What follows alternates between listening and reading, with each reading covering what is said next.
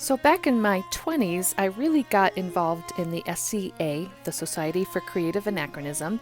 And here's some photos from my time in the SCA. I did it for about 10 years during the 90s, I guess. And I really, it's in the SCA where I learned to sew and I learned to do embroidery and all sorts of different needle arts. I really enjoyed it a lot.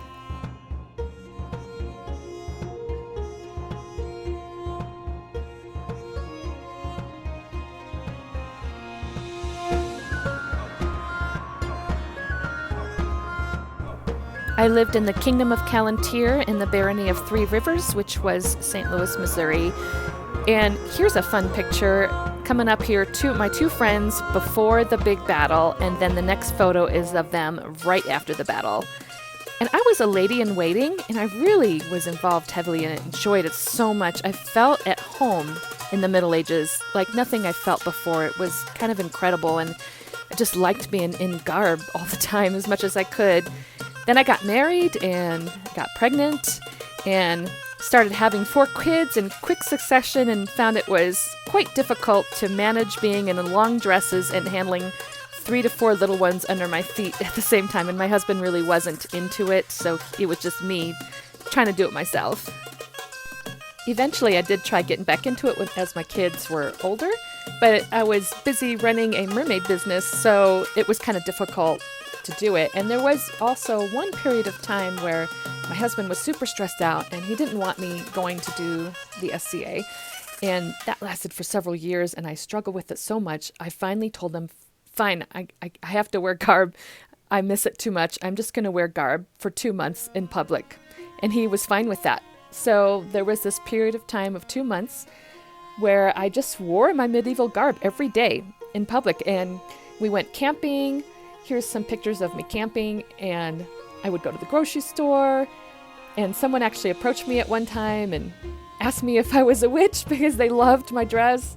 And I said, no, I'm a Christian, but I'm wearing medieval clothes.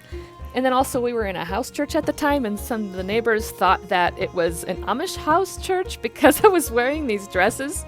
And that cracked me up because they were off in their time period by several hundred years. I also flew to Raleigh, North Carolina to visit a home church we had there. And one thing I noticed was all these people at the airport, all these women were wearing little shorts and showing so much leg. And after wearing garb for a couple of months, my sense of modesty had changed. And I found it a little bit shocking to see all these women showing so much skin. And it looked so uncomfortable, the clothes they were wearing that were tight and all this stuff. And the medieval garb is just the most comfortable garb in the clothing in the world, I believe.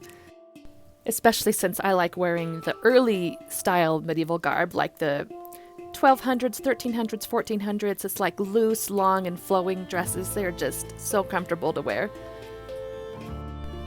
My high school best friend invited me to join her and her 10-year-old daughter to hike to the top of Pikes Peak, and they were from Iowa. And this was during those 2 months, so I was wearing my medieval garb and all my different layers, but I did have modern pants and hiking boots because I did not have the medieval equivalent. And you really have to wear a lot of layers going up to the top of Pikes Peak because the temperature changes about 40 degrees. We went up in July and it was hot at the bottom, and of course it gets colder and colder as you get to the top. We stayed overnight at bar camp, camping outside, and I just had my wool bedroll. I didn't use a modern sleeping bag or anything, although part of the hike up I helped our little friend by carrying her sleeping bag with my stuff. But you can see I had like a medieval water skin, and I just had wool blankets as my bedroll, and we camped in these little A-frame cabins, and it was really fun. And here we were stopping for a stream of water on the mountain. It was just the most incredible thing. It was amazing.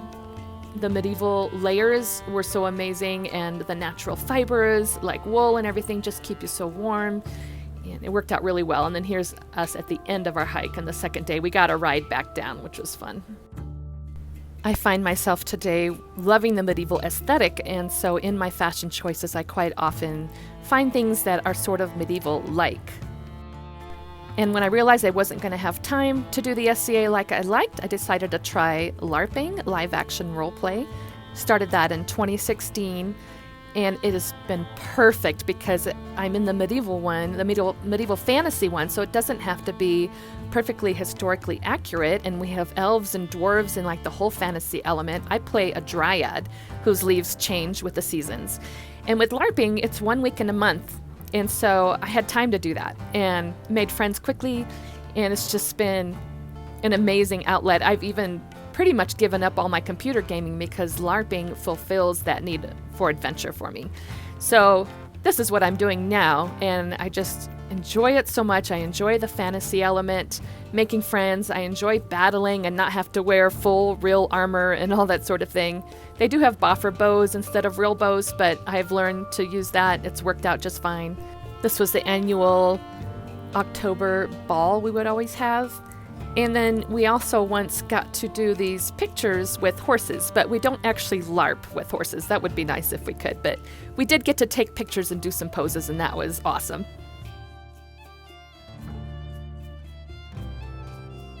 Thanks for joining me today. Here's a little picture of Mallory. We have decided to keep her. She's become a part of our family. And let me know what you think about all of this, and if you've ever tried wearing medieval garb. I'd be really interested in your opinion. I still feel like I belong in the Middle Ages.